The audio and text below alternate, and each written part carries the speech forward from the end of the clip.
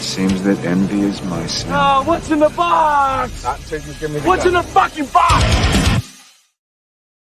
What's up, ladies and gentlemen, and welcome to another episode of What's in the Box. I am your host, DeathMetalHero, and with me is longtime friend of the channel and one of the most creative people in this indie space, Mr. Adam Lawson. What's going on, brother? It's good to see you, sir. Dude, it is freaking great to be back here. Because I think about, I got into comics in 2020. Because I've always been in television and making television, and still doing here shooting a spot for Snickers right now in Toronto. But because there's this great camaraderie in this indie scene, right? And really special. I mean, there's some people who are not helping that out, but we can forget. There's always that. There's always going to be that guy who's like, really? Remember, everybody's here just for the love of the game, bro. That's the way it should be, anyway. Yeah, I agree. But it's like you've just been one of the greatest, great friendships along this journey. You know what I mean? And it's like, man, is the reminder of like why indie comics are cool, because other creators are connecting. You're excited about other people's stuff. So I do reviews of comic book shops and other comics because it's like, dude, I love those. Those are so fun. Yeah, right. It's like I'll do one here in Toronto tomorrow, and it's like there's this opportunity for people in the business to be excited about it and share this passion, and like there's this writer, his name's Ram V, he's writing a ton of books on Image, Marvel, etc. Really cool guy. I loved a lot of his books, and every now and again he'll do a review of like, hey, I'm reading this or I'm reading that. And I know it makes you think, it's like, I know it's sort of uncouth in our industry to be a creator and then to talk about other books in reviews, because you could get, it's, artists talking bad about other artists sucks, right? Right. But that's what I was trying to say. I just review the stuff I love. So yes, 100%. Yeah. And so it's like, I think that's like, in that mindset, you can be a creator and say, dude, I love this other book. Yeah. You know what I mean? I mean, that's building up the other creators. That's building up this scene, building up this thing that we love. This medium that is amazing, and you can tell any kind of story with. I agree. And that's right. And it doesn't betray you as a creator. No. If you're talking about what you love. Now, sure, if you're like, hey, I'm a creator and I'm cool, and this other guy over here sucks, well then, then you just opened yourself up to whatever comes your way. But you have this ability to be able to like build your industry and make it exciting, because we need people to be pumped about being here, because not many of us, you know what I mean? I agree, man. It's a small niche market, and it's and indie comics in general is a small niche market, and indie comics is a niche within a niche, so might as well be fucking cool. Might as well like talk about the stuff that you love, build that up. That's right. There's just way too little time to like be chasing things you don't like. It's like, who has time for that? Why spend energy talking about that kind of stuff when you can spend energy talking about the stuff that you love, and hopefully, create more of that. If we put more of the stuff that we love out there as opposed to what we hate, then we're going to get more of what we love back, right? I mean, that seems to be the way that makes sense to me anyway, Yeah. So let's quickly say hi to the chat over here. We got my esteemed co-host on Topic List, Mr. Jason Bascom, saying, hey, Adam. Hey, Jason. I know my beautiful lady love here. Anybody here in the chat has not read Jason's silent book that he did. It was really an impressive something. It's a bold attempt to make a silent book in the first place. There's the Shelby Robertson cover. Yeah, that Shelby cover. I got that. I loved it. Yeah. But that was a really special book that I was very excited about. He made a lot of bold choices with his art. And Jason's just an artist who's like, he's throwing himself out there, and that's hard. Yeah, man. He's a good dude, and we've been officially last night's Topic List was 4 years doing Topic List, the same show, 4 years, and we haven't missed a Tuesday yet. Every Tuesday there has been a Topic List for the last 4 years. Yeah. Yep. It's impressive. When I was directing for Legendary, Critical Role, which is, if anyone's not familiar with it, it's the most popular streaming D&D show in the world. They make $12 million a year. It's amazing. It's amazing. And great guys. I've done a lot of work with a lot of the cast in there. They were on my shows that I was doing for Legendary, for Tabletop, and nice. They're in movies I produced. Really a great group of people. I can't say enough good about them. But at the time, Will Wheaton and I were doing a show, and it's like, I remember talking to Matt about it and saying, it's like Critical Role can win if they show up every Tuesday and Thursday. That's their shows. They have a Thursday night show. Right. Talk about it. Right. Right. And how, and the thing, if they can consistently show up, really magical things can happen. Yeah. And it was too hard with other celebrities that I was working with on the other shows to get. Right. Never get consistency. And so schedules, man. Scheduling conflicts are always a booger, They're always tough. But then Critical Role has now gone to even greater heights than all those other shows I was doing, in large part because they were consistent. Mm-hmm. Well, I mean, they're amazing and talented, but that consistency paid off. Giving the people something they can consistently tune into, absolutely. Yeah, totally. And it was something. Yeah. Anyways, speaking of consistent, my lady love here, Flying Feline Skull, beautiful. Thank you for being here. My partner in crime always got my back. And then we got Mr. Michael Green. What's up, dude? Speaking of longtime friends, good to see you, sir. Old school Couch Doodles friend. Hope you're doing well. Hope the family's doing well, man. Katie, what's up? Welcome, Caroline. Good to see you. Mike says, holy shit, 4 years. Yeah, man. Hard to believe it's been that long, but the first one was August 31st, 2020. What's up, Catalyst Vault? He says, I have that book. Good stuff. That's right. Jason's doing good stuff. As a matter of fact, speaking of good stuff, if you haven't backed Frog G, Voodoo Gods and Magic, it is fulfilling now. We're doing a closeout stream this Sunday on my channel, 2 p.m. I've also got a What's in the Box that I'm doing with them to show off the stuff that I got from them. But yeah, running out of time to get this book. It is a fantastic book. That's another good one, especially if you like Jason's work. But what have you been up to, man? What are you currently doing? I know we don't have a whole lot of time, so we're gonna get to this real quick. Let's get into the heart of it. Yeah. No, so right now I've got Psycho Slumber out right now that I'm doing with Phil Diaz. That's my book, The Kill Journal. Yeah. And his book, Lost Pages, mashed up to make Psycho Slumber. It's a horror story. Yeah. Oh, you got the unique edition. I love this book, dude. I'm so excited for the Finch dossier. But yeah, this stuff. Love that you still have that. Someday those will be magical and valuable. It's magical right now, and it's valuable to me. Yeah, you know what? That's all that matters, right? Right.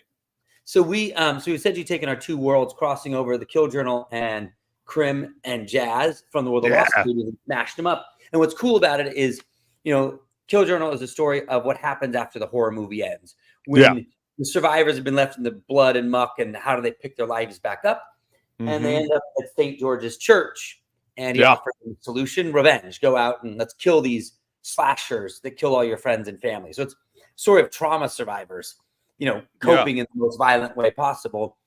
And then Lost Pages, the Jazz and Crim story is, a woman who has dealt with a lot of abuse and violence in her life and is this underground fighter. And she has this alter ego, kind of lives in the dream world. And so she enters the world of the Kill Journal to help them hunt down a revenant, right? Nice.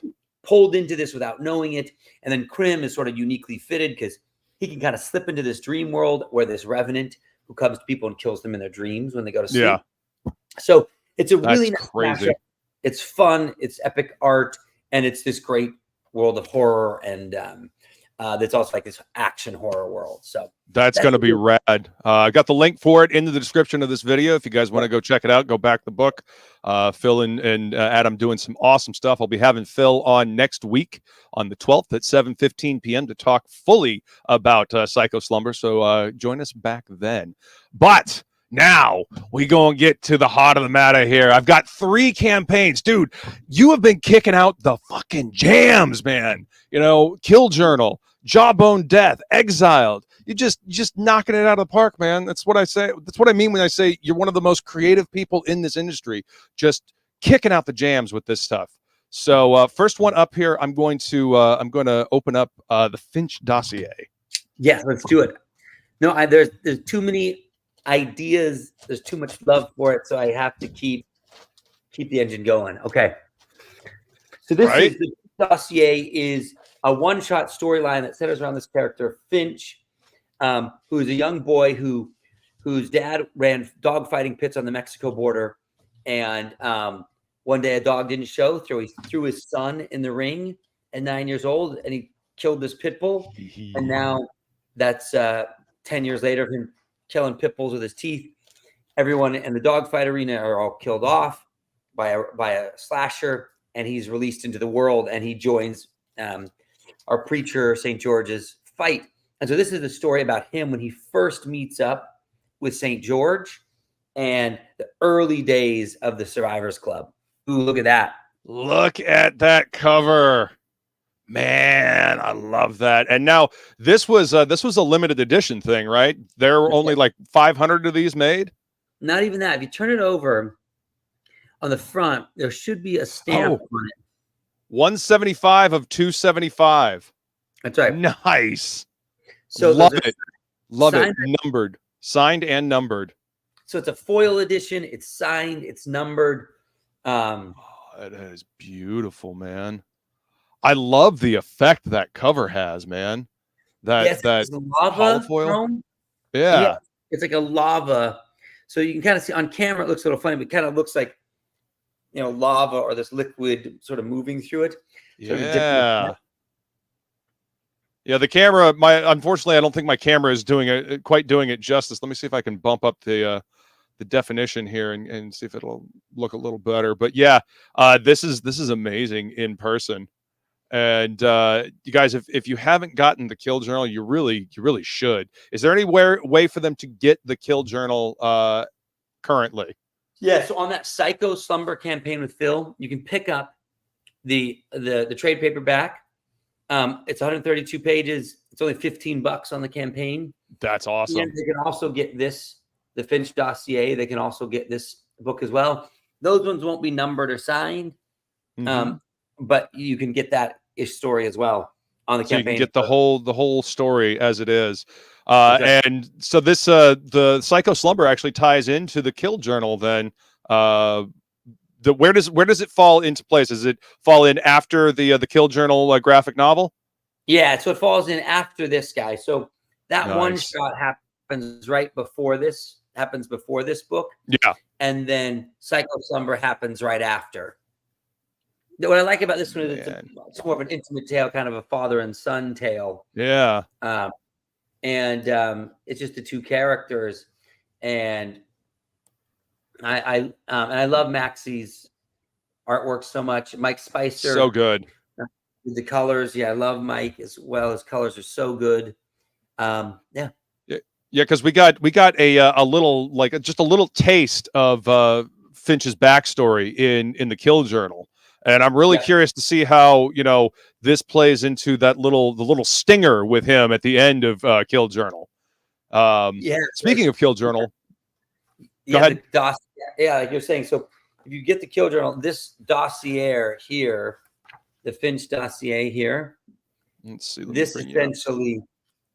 These last few pages, are these pages are incorporated into that story. Yeah, that's only 6 pages, and that's 26, or 28. But that is awesome. I love this cover, man. This is beautiful, and I'm so glad I jumped in when I did, so I could get the signed, numbered edition and badass patch.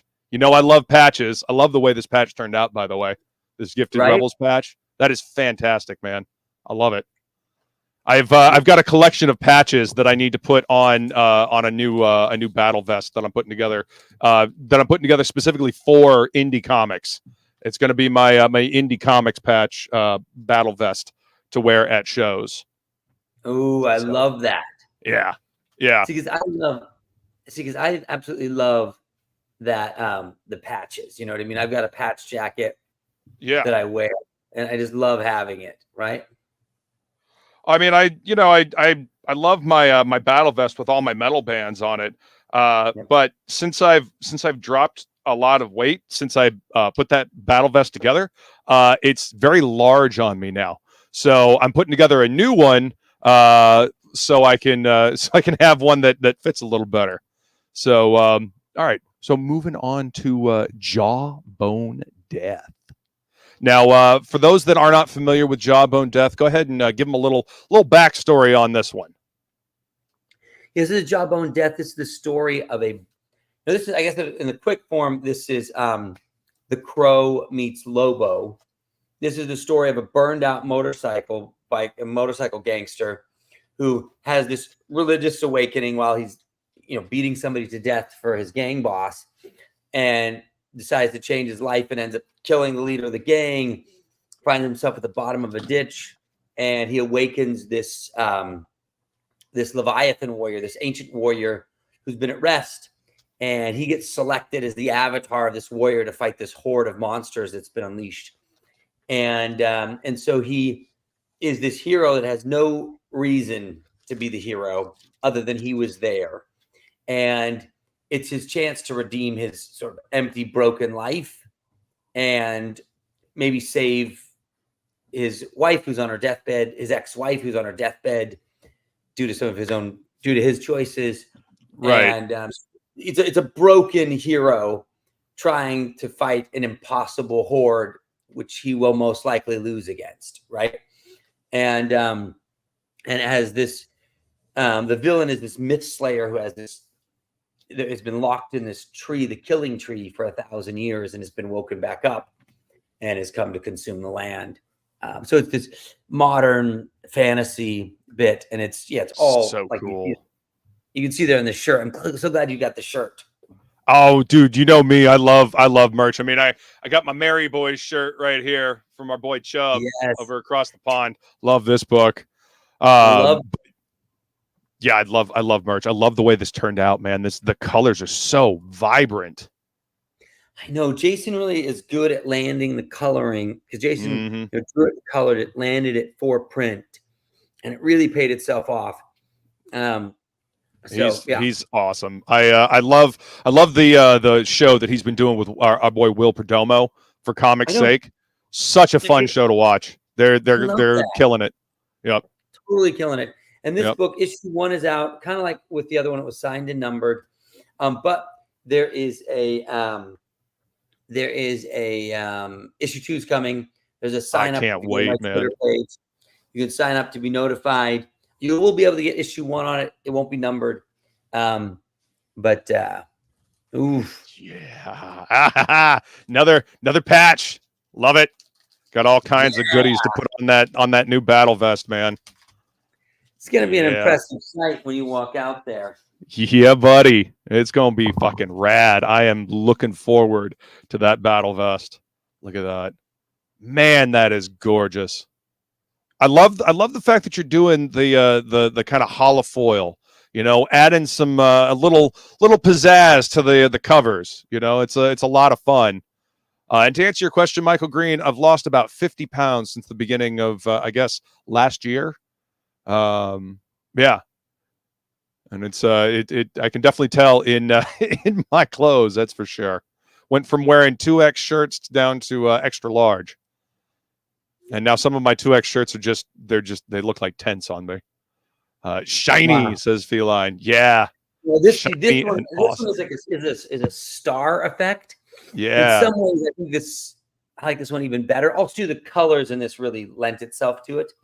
Yeah. It's just so wild, right? When you see it on camera, just like how it refracts. Wow. Yeah. So cool, man. What a beautiful book. Yeah. I mean, Jason just crushed that wrap cover. He just crushed it. Oh, I mean, he's killing it, man. He is doing some truly fantastic work. Yeah. And I like this character so much I had to do some fan art of it. So you guys can go check that out on my channel. I did a chronal compression of Jawbone Death while the campaign was still live. So go check that out. But yeah, man, this has been one of my most anticipated books of this year, man. Like seriously, when this came out, I have been looking forward to reading this so bad, man. I mean, it's all things you, Luke. It's all things you. I mean, if Jawbone was if Jawbone Death was a character, it would be you. You know what I mean? Man. I mean, the hair that sticks up, the chains, the metal, just the entire look of him. And I love the whole Myth Slayer thing, right? the down on his luck hero. I mean, the motorcycles, I fucking love it, dude. This is definitely a book that it's almost like you made this just for me. You and Jason made this book just for me. I mean, there And are I certainly, fucking love it. I mean, there's definitely, it's not, it didn't come from nowhere. Like, Right. Like, and talking about this, and I think just all of our chats and just the death metal hero, this seems like this would be the avatar of death metal hero, right? Oh yeah. This is definitely something that I mean, the visuals 100% right up my alley, man. I absolutely love this, and I am so fucking excited to read this. I had Jason and Adam on for a new book, Who Dis, where we went in depth about the story.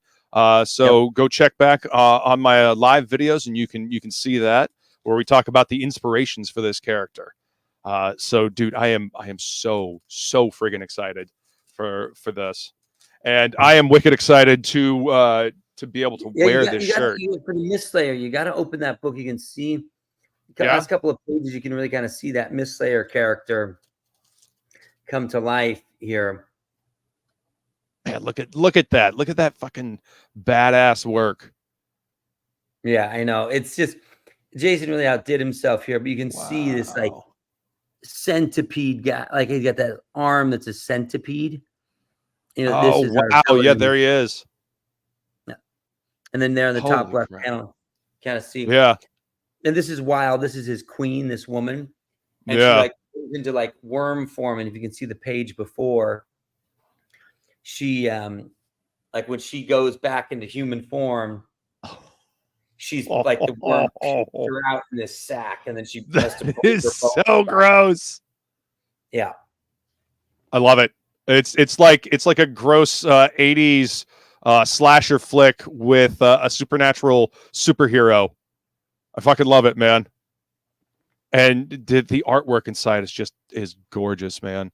Holy shit. Yeah, no, I love it. And I felt like, it needed a shot to exist in black and white at least once, because Jason's line he does with it. Absolutely. Jason is just doing some absolutely fantastic work. God, I love foil and chromium covers. Same, Michael Green. Same, brother. I know. I love these type of covers.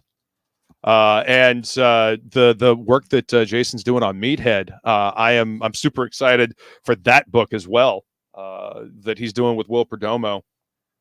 I cannot wait to fucking wear this shirt. I cannot wait to wear. I've got a convention coming up. I guess in a couple of weeks, Ancient City Con, and you bet your ass I'm gonna be wearing this to the convention. Gotta represent. You got to. Yep, I'll be taking pictures. Don't you worry. All right. So now the main. Oh, here we go. The main event. And this is like the biggest box that I got here. This actually showed up. To this. Yes. So I got this. This was delivered when I was the last time I was up visiting my girl Feline up in South Carolina. So I have been so looking forward to popping this one open and reading it. Everything nice and beautifully wrapped up and shipped. Critical Blast did a great job on all of these, actually. But so this is Exiled, and tell everybody what the premise for this one is while I show them this fucking awesome figure. Look at that! Look at that! How fucking cool is that, huh? Yeah. So this is my book I did with Wesley Snipes. Yeah. It was just kind of surreal to think. I talked to Wesley Snipes on a regular basis. Seeing as how I grew up, it was fucking awesome seeing him come back as Blade in Deadpool and Wolverine. No, that was amazing. Afterwards, I called him because we were both at San Diego Comic-Con. He's like, Adam, I got this thing, and I got a secret to reveal. And so when he dropped that, it was just explosive, and obviously it lit everything on fire. And it was funny to hear. He's like, because he's been, he's had some struggles with Disney, right? Over the and I said, what happened, Wes? Because he didn't know if they were going to bring back Blade or they're going on with this other actor. And he said, no, Ryan called and said, we're going to do this thing. And I said, well, what about Disney? And Ryan said, you let me just handle that. everything's just going to go as the way I say it is, you know. And I love it. yeah, it's just like, because I think that, from a standpoint, I can't, it's like in the realm of, because Ryan and Wes did Blade 3 together, right? Yeah. And there probably isn't anybody more powerful in Hollywood from a talent standpoint than Ryan Reynolds. Not only is he worth $15 billion, he's much richer than Oprah or any other actor on earth. Right. Because of all of his mobile companies and telecoms. Yeah, he's diversified. Yeah. He owns advertising agencies. There's no one like him. What up, Woodrow? But he had the only hit movie that Disney's had in 5 films. So he's gotta yeah. Do what it says. Yep. And I mean, that cool. Hell, he had to. Well, somebody had to leak the test footage of Deadpool in order to get the first one made. So, he's not afraid to put his neck on the line in order to, put a project out that he believes in. So no, I mean, it's just he's a dynamo. Few people like him, but anyways, yeah. So this statue, we had it 3D sculpted, and this is not a 3D sculpt. It was initially 3D sculpted, and then it was printed, mold injection. So it's injection mold. So it's the real deal. So cool, man. Yeah. Like I saw this on the campaign, and I was like, oh my God, that is badass. I want this. And this is going to go on the shelf back there with my Loki statue from Krager, and my Jetfire from childhood, and my own action figure that a friend of mine made for me. I don't know if I've ever showed you this. A friend of mine made me a G.I. Joe action figure. And then it says hero on the back. Whoop, I just dropped his gun. Oh, I love that. Yeah, this was actually before I had the blue hair. So this is going back about like 12, 13 years, actually. I've been rocking the blue hair for about a decade now. But yeah, this is going back on the shelf behind me to sit with all the other the other stuff that I absolutely love. I have arrived. Yes, that is correct, sir. Made it to the shelf. Oh my God! I don't know what to open next. We'll do this one. We'll do the Gemini. I have been looking forward to this book too. Jawbone Death. It speaks to me on an intrinsic level, but I love cyberpunk. I love future science fiction, and this book just looked fucking amazing, man. So I am so glad that I was able to jump in on this campaign when I did. Look at that. You got the statue. Yeah. So this is the Go version of the book. This is the manga-sized, gray-toned, unique edition of the book. Wow. Look at that. Right? Oh, that is fucking rad. I love the gray tones. That Rob Willis cover, man. Rob just does fucking great work. I love his stuff. Does. There's no question. He did the Psycho Slumber cover, and his cover, the Exiled, we sold about 60,000 copies of issue 1 in retail. Nice, dude. And it was Rob's cover. I bet it was. I told Rob he sold the original art before the book went to print. Because he just needed money. Rob, you might want to hang on to this one, because that original art will go from like whatever you sold it for to probably like $3 to $4 or $5 grand. And you just wait a minute.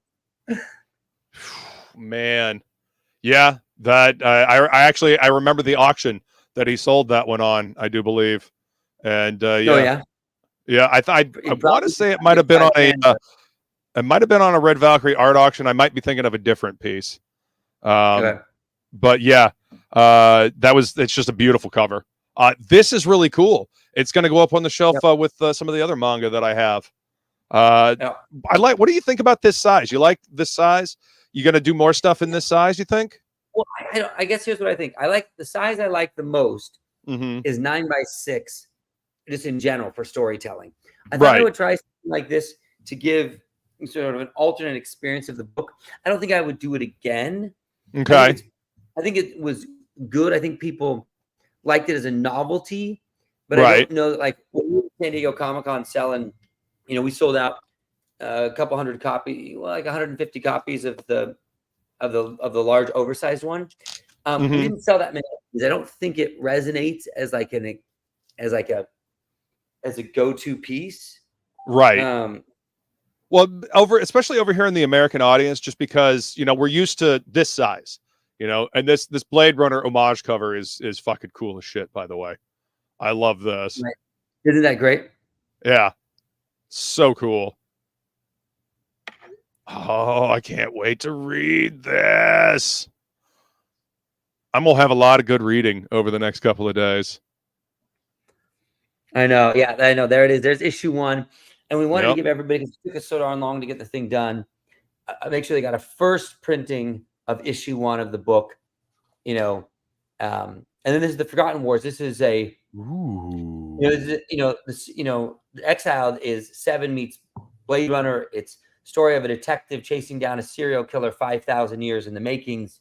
And this is the beginnings of the makings of that serial killer. Oh, that's awesome. So this is kind of a prequel to the series. Okay. Yeah, deep prequel, right? Yeah. Yeah. All right.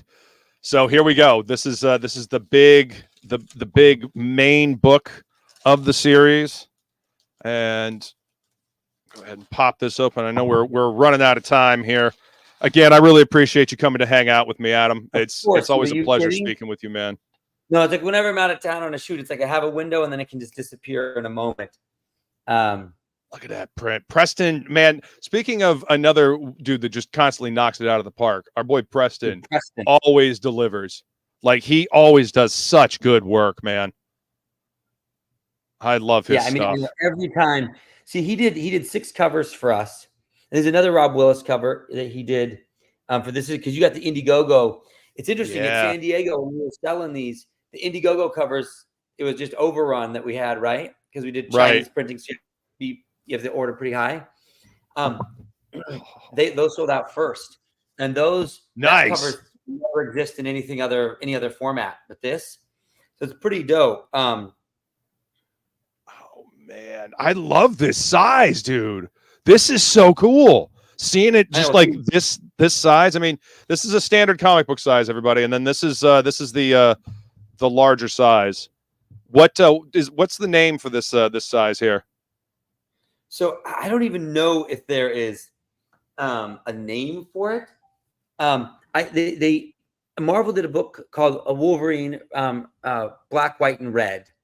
And it was the same exact format that you see there. And I loved how that felt because it was so immersive and it was soft cover. It wasn't so. I love the feel of this, man. Because a big hardcover book it's just kind of unwieldy. But like, this has a great texture to it. It's oversized. And when you flip open those pages, it's immersive. Yeah, it's quite a bit bigger because it's a 13.5 inch instead of a 10.5, you know? Look at this. It's even got a bookmark in it. I love it. Yeah, it's got the ribbon. It's a sewn binding versus a glue. So it's oh man, this feels like a premium book, man. This is why we do crowdfunding. This is why we jump in on these crowdfunding campaigns, because these are premium items that you're not going to get anywhere else unless you happen to be at a convention and be able to run into Adam when he's set up at a show. So this is why you want to jump on campaigns and sign up when there's a mailing list. Really? Dude, this is beautiful. Wow, what an epic set! Yeah, that Preston print. And now it's just so good. That became actually the cover of issue 4. And his prints, it's amazing. He had a 6-issue run on that, of covers, of B covers that really did super well.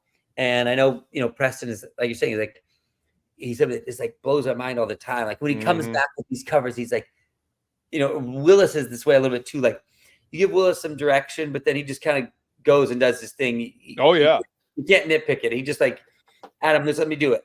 And he knows how to tell a story with an image, man. He really does.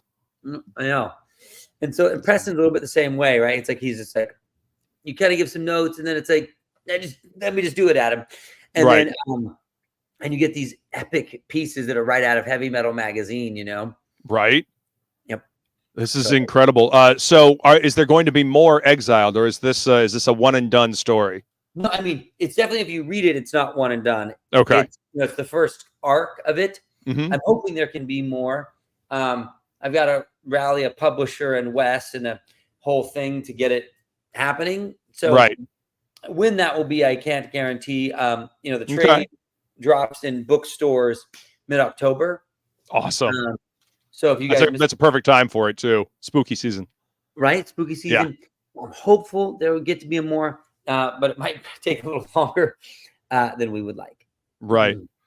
Well, man, I am so freaking excited. I just want to show everybody once again. This is the epic Exiled package that I got here, and then on top of that, we got the fucking killer Jawbone Death T-shirt, which you will see me wear quite often, especially at Ancient City Con coming up.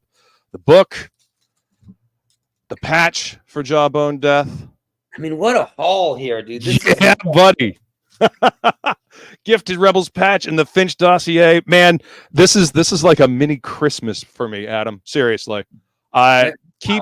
Keep making cool shit, man. I really appreciate the fact that you're out there making stuff that you want to read, that you're excited about. And that's the kind of passion and excitement we need in this indie scene, that we need in comics in general. So from one big ass comic nerd to another, thank you, sir. I appreciate you doing what you do. Thanks for having me on. I appreciate it, brother. Absolutely. Guys, this is all the time we have for today. Thank you so much for coming to hang out. And, we'll go ahead and do this one. Remember, shop smart, shop S-smart. Read more comics. That's right.